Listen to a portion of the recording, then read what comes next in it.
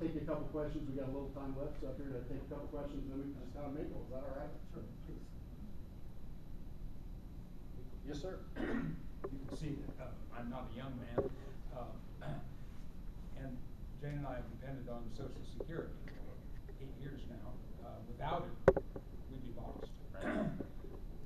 What do you see is the future, and how are we going to solve the Social Security problem? Well, on Social Security, I think the promises we made to senior citizens need to be promises we keep. And I oppose privatization for that reason. I think the first best way to really focus on fixing Social Security is to put Congress under Social Security. Congress has exempted themselves out of Social Security for a long time. Congress has exempted themselves out of this health care bill. I think if we put Congress under Social Security, then Congress is at least going to have a reason to deal with it. I also think we need to put the politics aside. Whenever somebody proposes something that deals with Social Security, the other side, Republican or Democrat, immediately attacks it. I think we need a bipartisan solution and need to work together and take the politics out of it, because too many American citizens depend on Social Security, and we need to work to make sure that it's there for them when they need it. Thank you. Thank you. Yes, sir.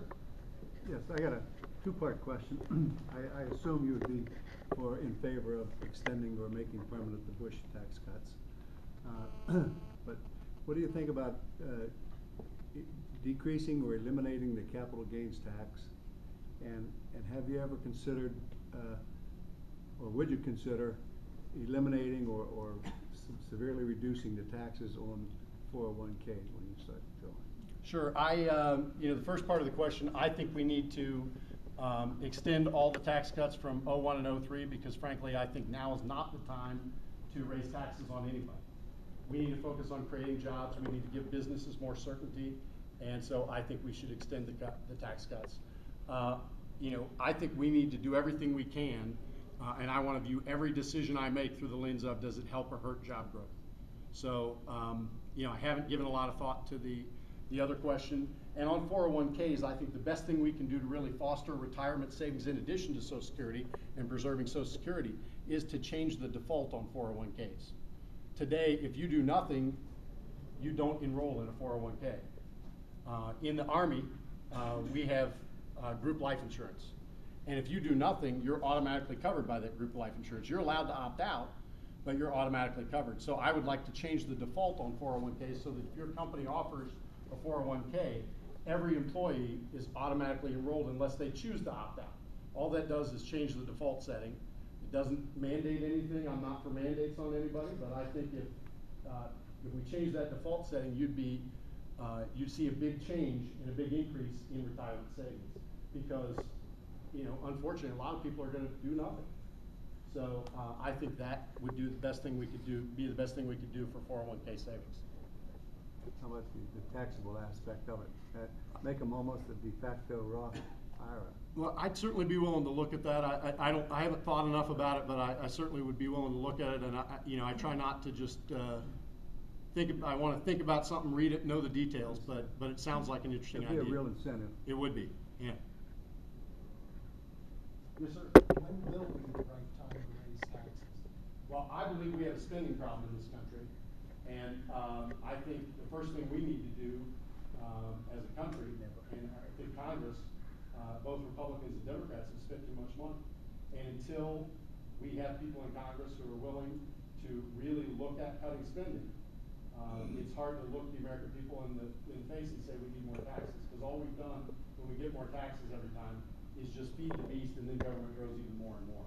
So I honestly believe we need to take a serious effort to cut spending, and then have a conversation about how much government people want and how we're going to pay for it. But I believe we have a spending problem in this country, and I think we need to take a serious look at our spending.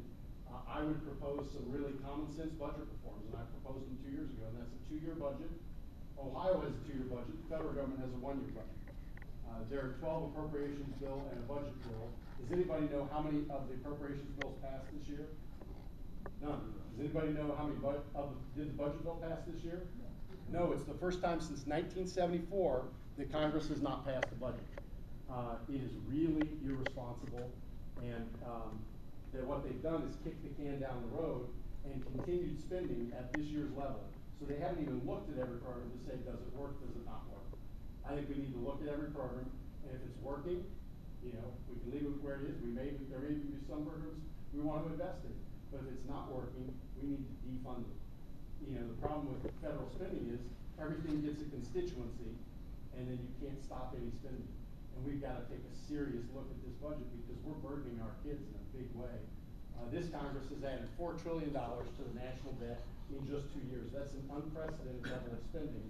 Just as a percentage, to put it in perspective, they've increased the national debt 40%. It went from 9.6 trillion. It'll be over 14 trillion. 40% in just 2 years.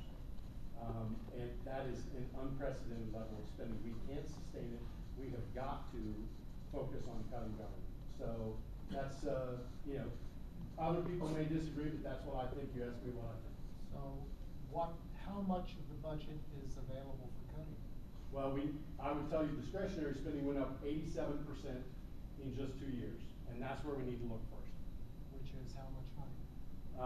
You know, we have got to focus on cutting spending, and So you know, you we don't need to know work how on much money it is? Is it trillions? Is it in the trillions? It is in the trillions of dollars, yes. Next Per question. year? Yes, ma'am. If you're elected, then how would you be able to bring the Republicans and Democrats together? Well, in the state Senate, I've worked hard to work with Republicans and Democrats, and I've got a record of working with Republicans and Democrats. I worked with Joyce Beatty, who's a Democrat, on cancer clinical trials to get cancer victims life-saving clinical trials. I worked with Ray Miller and Governor Strickland on Medicaid buy-in and help people with disabilities get a chance to keep their Medicaid, and as they make more money, they pay more, but they get a chance to go back to work. And I've worked with Republicans and Democrats to help veterans, whether it's helping veterans that are deployed that need to keep their educational and other certifications, or whether it's allowing them to defer paying their property taxes. I think one of the great things that may happen this year is there could be 100 freshmen in Congress. There's 435 members in Congress, and if we have 100 freshmen, then we've got a chance to really change the dialogue, because that's half the votes you need to pass the bill. You need 218 votes to pass the bill.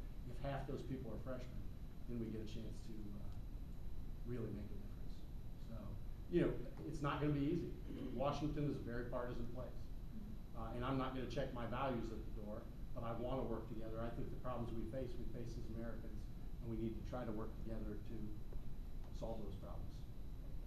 Thank you. Well, thank you so much. Yes, sir. I was just going to ask about the healthcare bill. Yes, sir. You said a few of the things you would want to change, but I'm wondering, do you want to repeal the entire bill, take us back where we were? I want to fix the bill. I want to get rid of the mandates and the taxes, but I think we need to, there's some things in the bill that make sense. Frankly, pre-existing condition for kids, pre-existing condition, we need to do those in the right way. The other thing that I think makes a lot of sense is allowing kids to stay on their parents' plan through age 26. So I think there's some good things in the bill. I think we need to focus on fixing the bill and getting rid of the problems in the bill. But I don't think repeal is necessarily the way to go. What I want to do is just fix the problems, and especially deal with cost, because a lot of things in the bill actually increase cost. Is there a place on your website that outlines which things you would want to change or repeal? Well, I just told you the mandates and the taxes. If you sell your home today, you know, then it is what it is. But in 2 years, if you sell your home, you're going to have a 3% extra tax as part of the health care bill. I talked about the 1099 issue that we need to get rid of. I think some of the mandates on business are a problem. The 156 new government agencies are a problem. So those are some of the specific things that I think are a real problem in health care. Well, thank you so much. I appreciate your time, and I'll be around for a few minutes and we can talk afterwards. Thank you. Okay. Thanks a lot.